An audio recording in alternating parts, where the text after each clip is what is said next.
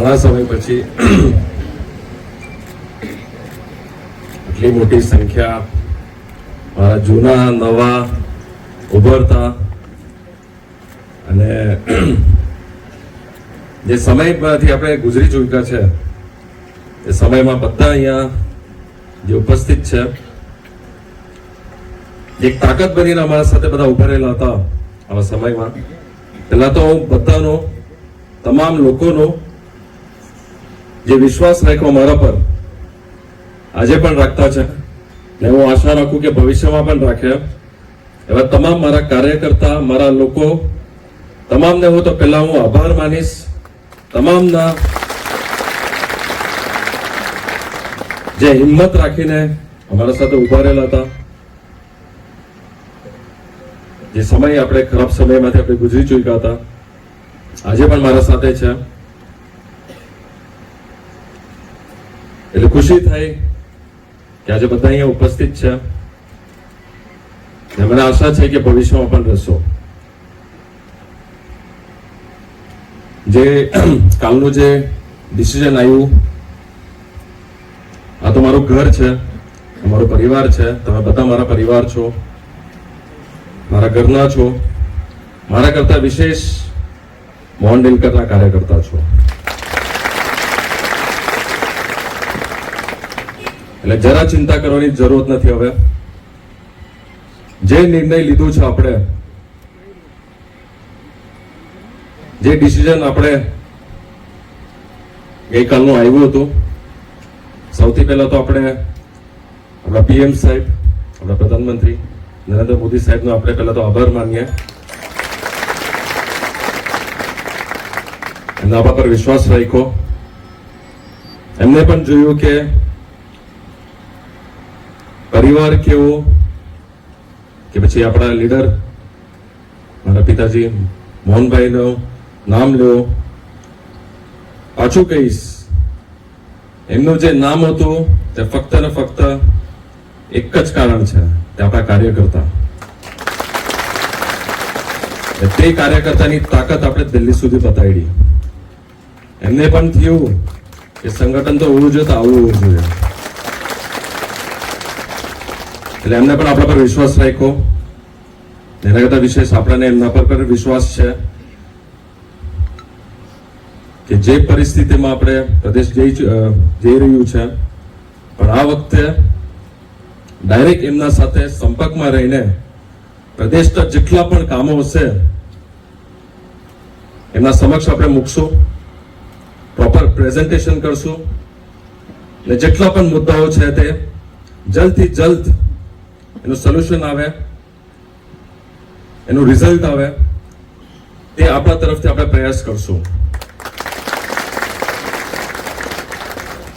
એટલે કોઈમાં ભેદોરાઈ નથી. આપણે પહેલા પણ કીધું, આજે પણ કહેતા છે ને ભવિષ્યમાં પણ કહેશું, ફક્ત ને ફક્ત આપણે પ્રદેશ માટે પહેલા આપણે વિચારશું. પ્રદેશના લોકો, આપણા કાર્યકર્તા, દર મીટિંગમાં મેં કહેતો હતો, આજે પણ કહીશ, આપણા આદિવાસી સમાજ હોય, આપણે બહારથી આવેલા સમાજ લોકો પણ છે આપણા વચ્ચે, એમના તરફ પણ આપણી એક રિસ્પોન્સિબિલિટી છે. આપણા સમાજ, આદિવાસી સમાજ માટે પણ પહેલા આપણે વિચારવાનું છે. ઘણી બધી તકલીફો વધી ગઈ છે, એનું સોલ્યુશન આપણે લાવવાનું છે. એટલે દરેક કાર્યકર્તા એ મગજમાં હવે ગાંઠ મારી દે કે હવે નવો પડાવ આપણો ચાલુ થયો છે, નવી શરૂઆત ચાલુ થઈ છે. તો કોઈ આપણે ઘરે બેસવાની જરૂરત નથી. હવે જિમ્મેદારી વધી ગઈ છે. કાલ સુધી તો આપણે કહેતા હતા કે આપણે વાત મૂકી છે, હવે એ આપણે એ વસ્તુ નહીં કહી શકીએ. હવે આપણે એ વસ્તુ રિઝલ્ટ નહીં આવે ત્યાર સુધી આપણે ઘરે નથી બેસવાના. એટલે એ વસ્તુ બધાએ મગજમાં ગાંઠ મારીને મૂકવાની છે કે હવે ઘરે નહીં, હવે લોકો વચ્ચે આપણે વધારે જિમ્મેદારી. સંગઠન આપણું મજબૂત છે, કાર્યકર્તા આપણા મજબૂત છે, લોકો સુધી સંપર્ક કરવાની આપણે બધાની જિમ્મેદારી છે. ઓફિશિયલી બેઠા નહીં, ત્યારબાદ પણ આપણને એક વિશ્વાસ પર આપણને ટિકિટ આપી છે. મમ્મીને પાછા એમને મમ્મી પર વિશ્વાસ રાખ્યો છે. એ પણ કહીશ કે કાર્યકર્તાને અને લોકોની માંગ તો હતી જ, પણ એમને એમના કરતા વિશેષ મમ્મીનું કાર્ય જોયું છે પાર્લામેન્ટમાં. પેલા બી મેં કહેતો જ હતો કે મને વિશ્વાસ નહીં હતો મમ્મી આટલું કરી શકે, તો મારું છોડ પ્રધાનમંત્રી સાહેબ ઇમ્પ્રેસ થઈ ગયા કે બધાને લઈને આપણે ચાલવાનું છે. આપણા સંગઠન ના હોય કે આપણે જે પાર્ટી સાથે આપણે જોડાવ હોય એમને પણ આપણે સાથે રાખવાના છે. કોઈ ભેદભાવ નહીં, બધા એક સમાન. આપણે પ્રદેશના હિત માટે, પ્રદેશના ભવિષ્ય માટે બધાને લઈને ચાલવાનું. કોઈ સાથે આપણે કોઈના સાથે આપણે ભેદભાવ નહીં, અન્યાય નહીં, બધાને સાથે આપણે લઈને ચાલવાનું. એટલે મારા કાર્યકર્તા જે અમે વિચારીએ એના કરતા વધારે તમે વિચારજો એના માટે. અને બધા ભાઈચારાથી સાથે લઈને જે પાસ્ટમાં જે થઈ ગયું હોય તે બધું વસ્તુ આપણે સાઈડમાં મૂકીને બધાને લઈને ચાલીને વિશ્વાસ એ લોકોનો બી આપણે વધારવાનું છે. પાર્ટીમાં એ લોકો બી ઘણી મહેનત કરી છે, તો એમનું માન સન્માન જળવાઈ રહે તે આપણી બી જિમ્મેદારી બને. તો તે વસ્તુ બી આપણે દરેકે કાર્યકર્તા આપણે થોડું વિચારવાનું છે.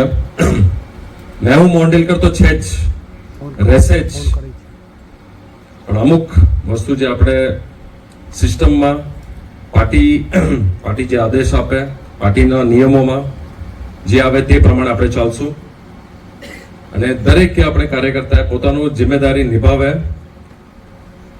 અને લોકો સાથે સંપર્કમાં રહે તેટલું આપણે કામ કરવાનું છે. હમણાં તો હજુ મેં કીધું તેમ હજી જિમ્મેદારી વધી છે. એવું નહીં કે આપણે ઐતિહાસિક જીત લેવાના એટલે ઘરે બેસી જવાનું, એ વસ્તુ આપણે ભૂલી જાય. લોકોને એમ નહીં થવું જોઈએ કે હવે બહુ પાવરફુલ થઈ ગયા કે બહુ આ બોલશે, લોકો બોલશે કે હવે બહુ આગળ પાવરફુલ થઈ ગયા એટલે હવે અમને ભૂલી ગયા. હવે તો હજુ લોકો સાથે સંપર્કમાં આપણે વધારે આવવાનું છે. હવે આપણે કાર્યાલય વધવું જોઈએ. એક ઓફિસની આપણે દરેક પંચાયતમાં એક ઓફિસ હોવું જોઈએ. લોકોના સંપર્ક આપણા વધવા જોઈએ. લોકો વચ્ચે આપણી એ લોકો સાથે સંપર્કમાં રહેવાનો, ત્યાં આપણે હાજરી, એ લોકો સાથે ચર્ચા, તકલીફો, એ જિમ્મેદારી આપણી વધારે થઈ ગઈ છે. તમારી સાથે સાથે મારી પણ વધારે થઈ ગઈ છે. મમ્મી તો છે જ, એમનું પણ થોડી તબિયતનું આપણે ધ્યાનમાં રાખીને ફિલ્ડ પર વધારે કામ કરવાની આપણી જિમ્મેદારી વધારે વધી ગઈ છે. તો એ સાથે સાથે એક ઐતિહાસિક આપણે જિમ્મેદારી આપી છે. ઐતિહાસિક જીત તો લાવશું જ આપણે. અને અહીંયાથી નવી શરૂઆત, નવી વિચારધારા, સાહેબે આટલી જિમ્મેદારી આપી છે. ડાયરેક્ટ સાહેબે આ નિર્ણય લીધેલો છે, એમને પણ આપણે પાછો ફરીવાર એમનો આભાર માનીએ.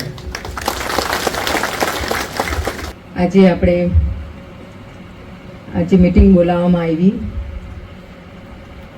આપણા માનનીય પ્રધાનમંત્રી નરેન્દ્રભાઈ મોદીજીએ જે આપણા પર વિશ્વાસ મૂક્યો અને મને ફરી વાર આ પ્રદેશનું પ્રતિનિધિત્વ કરવાનો મોકો આપ્યા બદલ એમને ખૂબ ખૂબ આભાર વ્યક્ત કરીશ.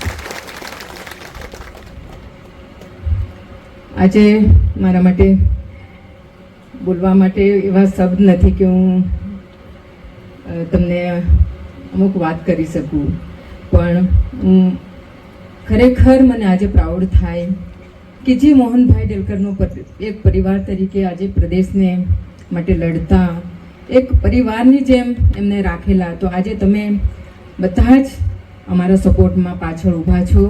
આવા સમયમાં પણ ઊભા હતા. જે સમયે ખરાબ પરિસ્થિતિ હતી એ સમયે પણ બધા જ ઊભા રહ્યા અને મને ખૂબ સારા વોટે જીતાડી. એવા વોટે જીતાડી કે ખરેખર તે દિવસ મને યાદ આવ્યા કે જે મોહનભાઈ બધા માટે વિચાર્યું એમના જ માટે આજે જે લોકો માટે જ આજે આપણી સાથે નથી. શિકાયત હતી, પણ જ્યારે તમે મને આ રીતના સપોર્ટ કર્યો તો એમને પણ હું ભગવાનને પણ પ્રાર્થના કરી કે નહીં, જે પરિવારની જેમ મોહનભાઈ રાખ્યા એ પરિવાર અમારી સાથે છે. ને આજ સુધી તમે અમારી સાથે રહ્યા છો. સ્પેશિયલી ખૂબ ખૂબ આભાર વ્યક્ત કરીશ તમને. હું અને અભિનવ આજે 3 વર્ષથી બનતી કોશિશ કરી આ સંગઠનને સંભાળવાની. એવા સમયે જવાબદારી મારા પર પણ આવી. મેં પણ પૂરી કોશિશ કરી કે હું એમને નિભાવી શકું. અને તમારા બધાના આશીર્વાદથી જ્યાં જે રજૂઆત કરવાની હતી મેં રજૂઆત કરી દિલ્હીમાં, પણ ઘણી બધી સમસ્યાનું સમાધાન નહીં થઈ શક્યું. આજે ઘણી વખત ખૂબ જ દુઃખ થાય છે મને કે આ જે લોકો એટલા સપોર્ટમાં અમારા સાથે છે એમને જે તકલીફો પડે છે એનું અમે સમાધાન નહીં કરી શકતા. તો ઘણી વખત વિચાર પણ આવે કે શું કરી શકીએ, આપણી જનતા માટે શું કરી શકીએ. પછીથી જ્યારે સમસ્યા આવી મેં પણ કોશિશ કરી, જ્યાં જે મિનિસ્ટ્રી હોય, પાર્લામેન્ટ હોય, જ્યાં રજૂઆત કરવાની ત્યાં મેં કરી. છેલ્લે જ્યારે ઘણી વિકટ પરિસ્થિતિ આવી, હું પ્રધાનમંત્રીને મળી અને એ દિવસે ખૂબ જ આશ્વાસન આપવામાં આવ્યું. ફર્સ્ટ મુલાકાત હતી અને જ્યારે મેં મારી પરિસ્થિતિનું એમને સમક્ષ મેં રાખી, ખરેખર એક મને ગુજરાતની દીકરી તરીકે એમણે જે આશ્વાસન આપવામાં આવ્યું એમનો ખૂબ ખૂબ આભાર વ્યક્ત કરીશ. અને જ્યારે મને જરૂરત પડી ત્યારે મદદ કરી. ને આજે ખૂબ જ વિશ્વાસ રાખીને મને ટિકિટ આપી છે, બીજેપીમાંથી લડવાની ટિકિટ આપી છે. તો જરૂર આપ બધાનો જ સહકાર ને સહયોગથી આપણે જે મહેનત પાછલા સમયમાં કરેલી એના કરતાં પણ વધારે મહેનત કરીને આપણે આ સીટ જીતાડીને આપણું ભવિષ્ય નક્કી કરીશું.